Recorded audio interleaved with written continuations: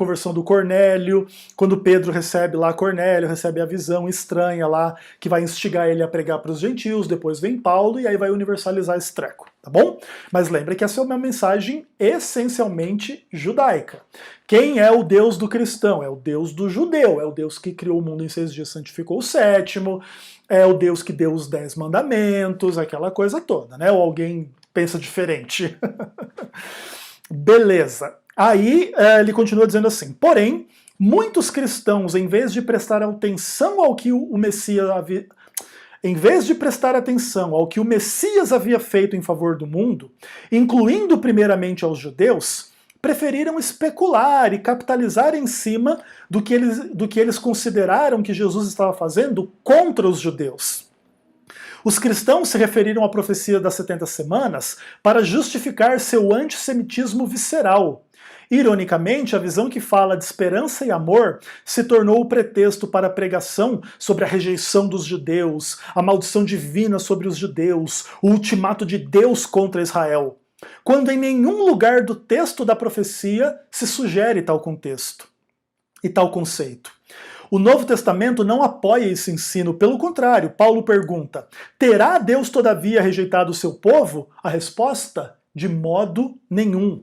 Porque eu, Paulo, também sou israelita, da descendência de Abraão, da tribo de Benjamim. Deus não rejeitou o seu povo, a quem de antemão conheceu. Inclusive, isso é um ponto interessante, né? A leitura adventista, sendo contrária à leitura dispensacionalista, integra a existência de Israel e da igreja, e não separa a existência de Israel e da igreja, que é a origem de muitos dos erros dos dispensacionalistas, né? Que tem uma mensagem super conveniente para a maioria dos cristãos, tipo, você tem todas as promessas do Deus da Bíblia, mas não tem que guardar o sábado, pode comer carne de porco, pode fazer tudo que Deus mandou não fazer, ou muita coisa que Deus não mandou não fazer lá no Antigo Testamento, porque agora estamos numa nova dispensação. Tipo, se torna uma desculpa para você fatiar a Bíblia, dizer o que você aceita, o que você não aceita, transgredir o que você não aceita na cara de todo mundo e dizer que eu sou o povo escolhido, porque eu estou numa nova dispensação, e Deus deu um caminho lá para os judeus e eu dei outro para mim, e o judeu tinha que guardar o sábado, eu não tenho que guardar o sábado. O judeu não podia comer carne de porco, eu posso comer carne de porco. E agora o cristão, ele acha que o propósito aí das dispensações é lhe permitir ser infiel a coisas que Deus deixou claro que ninguém poderia ser infiel, né? Como, por exemplo, a questão da guarda do sábado, que é um dos 10 mandamentos. Não tem nem o que questionar. Pessoa que não entende que os 10 mandamentos são a lei de Deus para a humanidade... fica difícil, né, pessoal? Isso também não quer dizer que não existam complexidades na relação entre os 10 mandamentos e a realidade, o mundo, por exemplo, não matarás, mas aí tem a legítima defesa, sei lá, tipo, tem milhões de questões. Todavia, que a lei de Deus é a lei de Deus para a humanidade, para todos os homens, é óbvio. Até porque, por que Deus iria dizer que um povo não pode adulterar, os demais podem? Não, tem um povo aqui que não pode mentir, os demais está liberado, pode mentir à vontade. Não, tem um povo aqui que tem que guardar o sábado, os demais que se exploda, não precisa guardar o sábado.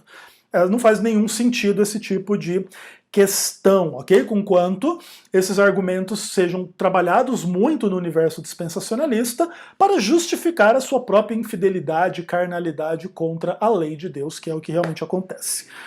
Beleza? Ok. E aí ele diz o seguinte, que poucos textos depois desse, né, que Paulo diz que Deus não rejeitou o seu povo, em Romanos 11, o apóstolo recorre a um princípio rabínico chamado do mérito dos pais, né, a fim de voltar à mesma observação, dizendo que quanto, porém, à eleição, os patriarcas são amados, porque os dons e a vocação de Deus são irrevogáveis. Então, se Deus elegeu o povo de Israel para ser o seu povo e os dons são irrevogáveis, Israel não deixou de ser o povo de Deus, ok?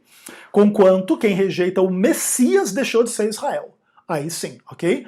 Então o Israel que nega o Messias deixa de ser israelita, ok? E por isso o verdadeiro israelita é aquele que aceita a fé de Abraão no Messias em Cristo. Inclusive se for judeu, porque aí ele é enxertado na oliveira que sustenta Israel, ok? Mas não tem uma separação entre igreja e Israel, é uma e a mesma entidade. Só que agora o corte, vamos pensar, a linha de corte entre quem pertence ou não a Israel não é mais a circuncisão, mas é a fé em Cristo. Basicamente é isso, ok? E por fim, o Jacques Ducan diz o seguinte, no mesmo capítulo Paulo fala àqueles cristãos que gostavam de se vangloriar e desprezar as raízes judaicas. Paulo adverte, não te glories, sabe que não és tu que sustenta a raiz, mas é a raiz que sustenta ti. Romanos 11, verso 18. Aqui o apóstolo revela e denuncia uma força motriz por detrás do antissemitismo, um desprezo pelas raízes judaicas.